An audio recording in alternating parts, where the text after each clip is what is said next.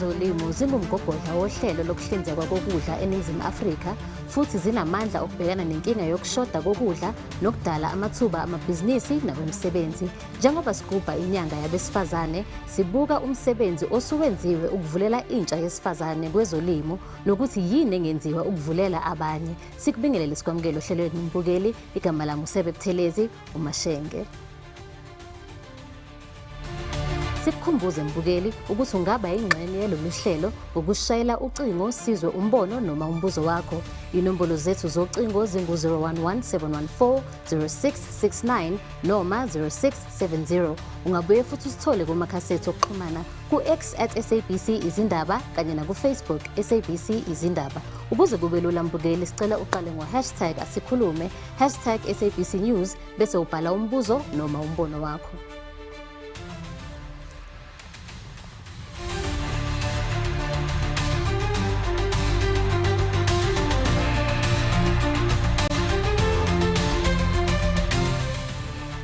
Ngaphambi kokuthi singene odabeni lwanamuhla, ake sibuke lo mbiko womdidiyeli wohlelo uComfort Masombuka. Inyanga boma iasikhulume icala omunye umkhakha ongoqhakatheke kakhulu emnothweni weSouth Africa engezokulima. Sicala amanye wamagadanga amakhulu abomasele bawenzile kule business enenzuzo enkulu emgogodla eqinisekiseni ukuphepha kokutholakala kokudla elizweni. Umlimi oneminyaka ema-35 ubudala, uLebo Mashego weMpumalanga, uchugulula impilo yakhe asuke ekuthengiseni amaqanda endleleni waye ekuphatheni iplasi lakhe lengukuku ezibekela amaqanda. Bengiqalane nesimo sokuthoga umbereko ngingumma, ngicela ukuba ngumama womntwana omncane that I needed uku-provide for. So ngiye ngathoma ekhaya, ngithome e-backyard la behlala khona kwamamami and ngathoma ngokustoka. Bengikhamba ngiyothenga kwabanye abantu, ngibuye ngizothengisa emphakathini wasekhaya. Sekusikhathi eside ubulili benza kube nzima ngasikhathi vele kungakhoneki bona aboma baphumelele ekorweni ezokulima njengabalimi indima ebonakalako abantu amakhono alingana nowabantu abaduna. Uzaza Lithulo walisa umsebenzi khona zokulandela ithando lakhe lezokulima nokutshala imirorho. Baba wangifundisa one important thing ukuthi umhlaba uimportant kangangani, umhlabathi uimportant kangangani, and also nokuthi akusikuthi uyahlakana umlimi, uyakwazi ukuthi uwondla umndeni, ukwazi uqatsha abantu. Abomma abanengi bathi bayahlaka hle ngaphambi kokuthi bafumane inarha nesekelo ngemali. Kini kube njani? Kubudisi ukuthola inarha. Into engiye ngayithola nami endleleni nangiyobawa. Ngicabanga ukuthi emakhosini basalinde ukuthi kuvele abantu babobaba. And khulukhulu kube nabo baba bakhamba phambili, kube ngibo abazosikhulumela. Kunzima kakhulu ukuthola ifinance neland. Enhlaki iland nefinance ziyakhambelana noma umhlaba unawo, mara na ungana finance it's a big issue. Ingakghana abomma basebatsha bangena naye emazekweni ezokuzihlomisa ngamakhono fundwa kezokufuya nezokutshala. Almost 70% abantwana bethu kule college kuba abantu bengubo. I think banama role model around la emakhaya enza ilendo le yezolimo. Uthini umbono abomma basebatsha ngokungena emkhakheni nebusiness nezokulima? Ukungena kwami la kungiphe ulwazi olubanzi, because mina bengicabanga ukuthi farming ukhuluma ngenilwane kuphela, bengazi like ukuthi ukudla like amaqanda like agriculture ukuthi imzinze kangangani. Thina abantu abatsha sinendwele yokuthi umbereko kukhwela like umbereko kusema officeini kuphela, sema bank nakuphi, so nokutshala emva kwekhaya engadinyana uyatshala uzithengisele impilo ichange. Ingakhani basekelwa ngokwaneleko na abomma basebatsha abanethando lezokulima begodwa kuyini ekufuze kwenziwe? So isekelo likhona, into efunekako yi-compliance. Asiregistare namabhizinisi ethu, sibe nama-business account. Na ungumma wena uhlezi lapha ufuna ukuthoma, ungathi ufuna i-connection, kufanele ukhambe ema-ofisini uyozingenela wena, and bafuna nokubona ukuthi usewuthomile na. Asikhulume Let's Talk. NginguComfort Masombuka. Ngikubikela ngisemthunjwe beyaziwa ngeFresque Vache kwaGafontein. eMpumalanga. Sibonge kwintatheli yohlelo uComfort Masombuka asamukele ihambeli zethu uNokuzola Chapha, Deputy Minister of Agriculture, kanye noBanelise Mhlanga oyi-Agricultural Economist kwa-Agricultural Development Agency. Sinibingelele sinamukele ohlelweni. Sekela Ngqongqoshe, mhlambe siqale ngawe. Siyezwa labantu besifazane bayakhala ngokuthi abawuthola umhlaba. Yini eyenziwa ihhovisi lakho ukuqinisekisa ukuthi umhlaba uyanikezwa abantu besifazane abasebasha? Ngibonga isikhathi Nkosazana. Uninzi esikwenzayo kodwa manje njengoba sikhuluma namuhla umhlaba lo ekulinywa kuwo ekwenziwa konke kuba kube khona ukudla ezweni lonke ungumhlaba ongakho ongekhoyo kwa-agriculture ngokwe-location ngumhlaba ophaya kwi-Department of Land Reform and Rural Development. Kodwa ke akusiyo ngxaki engenza uba umhlaba ungafumaneki. Uba thina sinemihlangano nobudlelane malunga nento yokubana sifuna umhlaba ophi sizowenzani ule mihlaba noba ye-state noba yile ekumaphandle phaya ezilalini siyakwazi uba makuthethwe nonkosi siwubeke imicimbi wokufuna umhlaba for bonke abantu ekufanele bathathe inxaxheba. And Banelise, ministers saying la ukuthi bayakwazi ukuthi bathole umhlaba ukuze abantu bawusebenzise, but once umhlaba has been used, ama-products mele adayise somewhere. So where and how can women ensure ukuthi they make it into major retailers? Ngiyabonga ngiphinde ngibingelele kubabukele emakhaya. Into ebalekile njalo esigqugquzela kakhulu lapha kwa-ACTA ukuthi umuntu angakhiqizi nje kuphela. Ukubalekile ukuthi imakethe ibe khona leyo khiqizelayo. Kunama program esinawo lapha kwa-ACTA la sigqugquzela khona nala sihambisana khona nabanye ozakwethu kanye namabhange kanye nezinye intuthuko zama-financial institutions la sithi khona asihlanganeni sonke ukuze sikwazi ukuyakha imboni yakwe ze-agriculture. Ngaloko siye sihambelane nabantu bakwa-SPA, bakwa-Boxer, ngoba u-ACTA is a member-based organization. Kulawo ma-members lawo kukhona abantu esengibadalulile phambilini ukubana ibona baye bayathenge leyo produce ekhiqizwa abalimi bethu. And Minister, uBanelise uyabala la ukuthi benzani bona as abalimi. And siyazi ukuthi uhulumeni kuno 7.8 billion awuhlinzeke for bona labalimi. Uqinisekisa kanjani ukuthi le mali iyafika kubantu besifazana abasebasha ikakhulukazi laba basebasha? Imali eza kumnyango wakwa-agriculture kunendlela yokuba kube nokunika abanye abasebenza njenganathi apha abasebenza ne-department kodwa ukwenza umsebenzi ube lula sifike kubo bonke abantu kuba khona neebhanki ezithi sizonincedisa mabeze kuthi ngoba thina sijwayele ukuphatha imali iyeke le mali ngokuthi bayoba nendlela eyahlukile kumabhangi akhoyo lapho bezoba nama-discount angajwayelekile njengento ngathi i-blended finance la ezothi enye imali ayinikwe kwakuqala kube kungalindelekanga uba uzawuyibuyisa ne-interest. Part of le mali ayinikiwe kubekho leyo azawuyibuyisa ukuyenza ivakale kakuhle ngu-40% lo ozongambuyisi kodwa ozomnikwa provided ulowuniwe lo 60% ulowuniwe but moyibuyisa hayi ku-40 uzosala senyuka nawe. Ndiyayiva inkosazana ukuba ithi kwakhona unyanisile into yokokubana ufanele kwenziwe konke okusemandleni ukufumana imarket ukuze sibakhone ukubhadala ubhatala leyo mali bebeyibolekile. Makubekho indlela yoba into abazilimile noba ke ngamaqanda noba ifruthi noba iveji njalo njalo, lezo zinto zikwazi ukuhamba nemakethe ngokushesha khona bezobona umsebenzi wabo base futhi basincedise ngokuthi baqashe abanye abantu abalingana nabo, kube kuhle kube khona ibhizinisi ngako ke elawo mama noba abantu abaselula. And I mean, Banelise, how do we get to a point where, I mean, we see women are beneficiaries of agriculture, but we want them to own, export companies, to have a louder voice in the industry. How do we get there?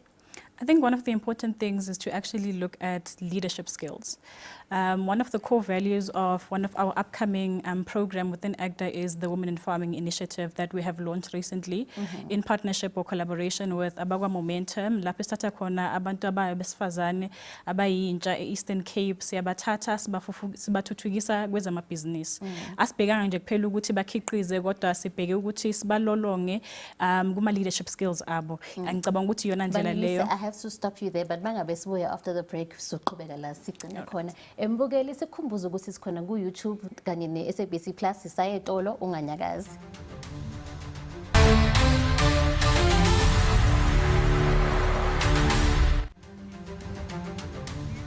Sikubingelele sikwamukele futhi ohlelweni Mbukeli. Kanti uma ngabe uqeda ukuhlanganela nathi sikhuluma ngezinselela ezibhekene nabantu besifazane kwezokulima eNingizimu Afrika.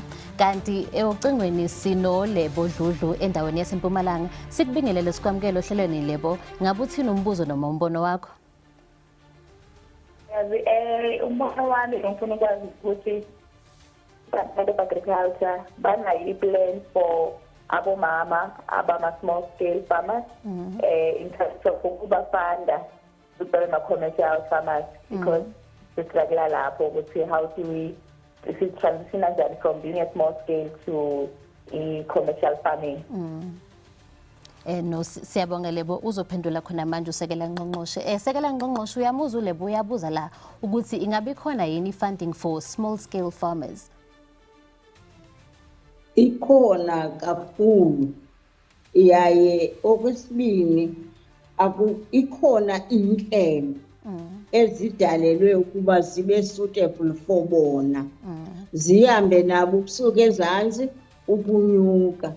Enye yazo bayibiza uCASP, that comprehensive support for young people, women, youth and people living with disabilities.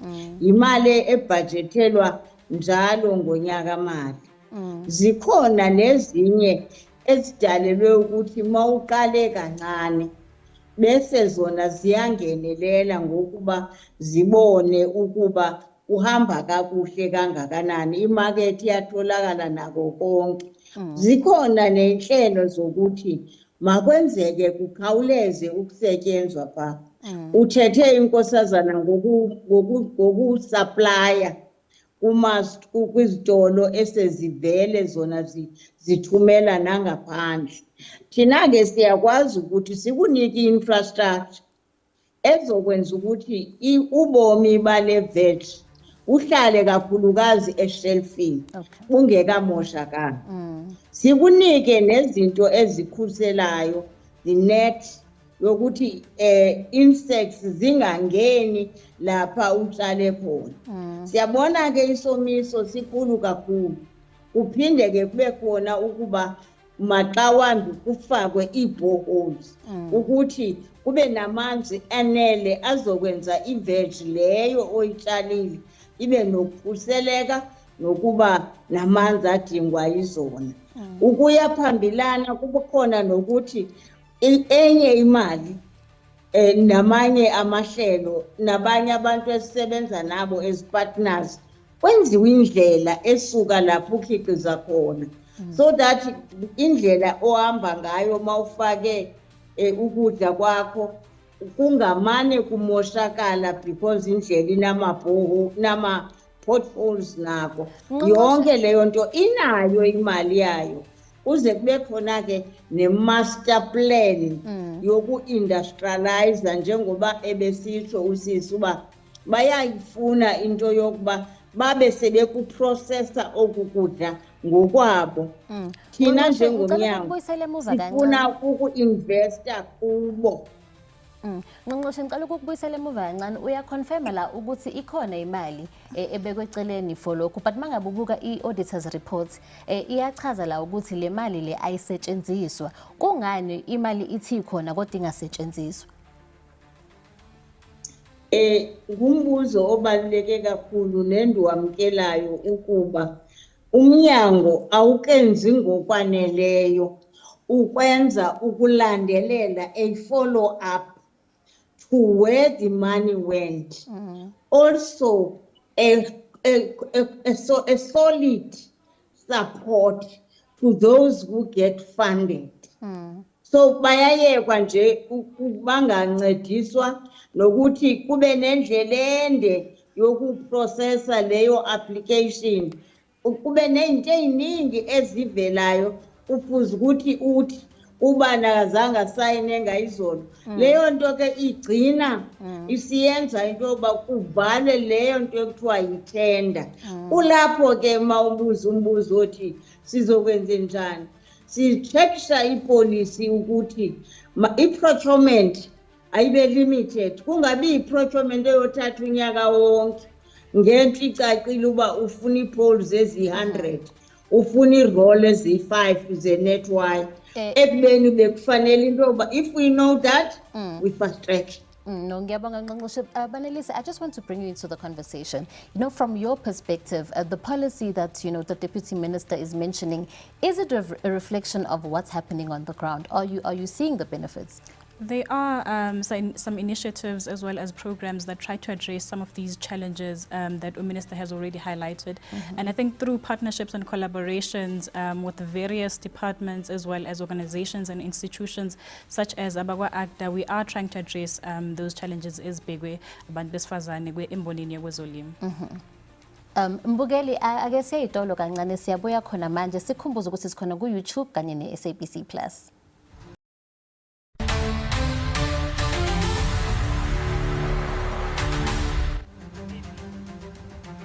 Sesiphetha Mbugeli, ake sizwe kuyihambeli zethu ukuthi yini engenziwa ukukhuthaza abantu besifazane ukuze bangene kwezokulima.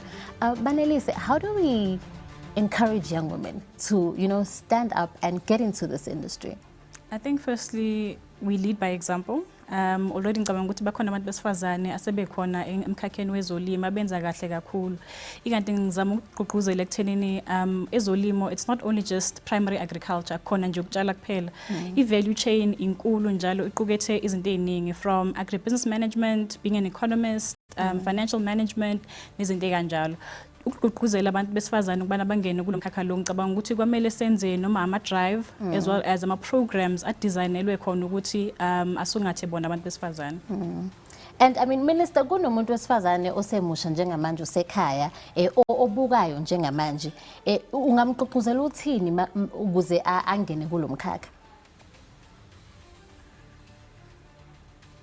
Umsasazi okubalulekileyo ukuba ulimo belenziwe ukuba lube ngathi lolwabantu abangazange bakwazi ukuya esikolweni. Kanti umehluko ukuthi sibadinga nangaphezulu kokuba bekhona abangaphakathi.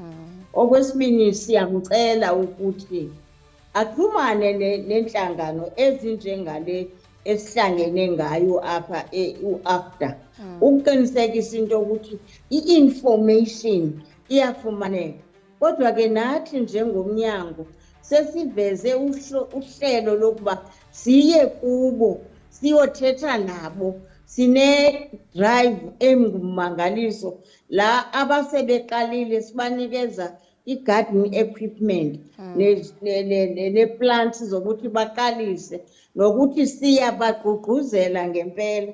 Kodwa nje ukuhlisa uvalo kusisi wami ndingatsho ukuthi ulonyaka apha ku-CASP sikwazile ukuthi sifande 16,480 young women. Saphinda futhi safaka u-5127 wekwamarandi saphinda futhi sathi 150 samnika abantu abaphila nokukhubazeka. Umdlalo omuhle, umandi ekulimeni, umandi emasimini. Banelise, let me just find out from you. I mean, young female farmers remain confined to, primary low margin crop. How do we make them profitable? What needs to happen in order to make them profitable? I think kwamele sibaseke abantu besifazane into yokuqala nje through leadership skills, transferring those skills kubona sibathuthukise ekuthenini bengabheki nje kuphela ekuthenini ukutshala ikhona la kuphelela khona. Ekuphatheni kwaba amabhizinisi abacabangele naphambili. Ngicabanga ukuthi Sekela Ngqongqoshe bekade seshilo ukuthi ezolimo kwakungathi izikhandelwe abantu abangafundile. Ukufunda nakhona enye into ebalekile kumele sigqugquzele abantu besifazane ukuthi bangene kuyona, especially mangabe they want to go into agriculture. There are a lot of opportunities, and if we really want to make them profitable, we don't only look at making them produce only. Financially as well, ezinye izinto esizenzayo lapha kwa-AGDA, we also support you financially through loan applications, through AGDA Financial Services nezinto kanjalo. Unfortunately, we've run out of time, but Mbugeli, this conversation doesn't have to end here. Ingaqhubeka kumakhasi ethu okuxhumana. Sibonge kuwe kanye nehambeli zethu uNokuzola Capa, who is the Deputy Minister of Agriculture, kanye noBanelise Mhlanga, oyi-agricultural economist kwa-Agricultural Development Agency ngokuhlanganyela nathi. From me, Usebe Buthelezi Mashenge, ngithi nje iyobonana ngokusayo.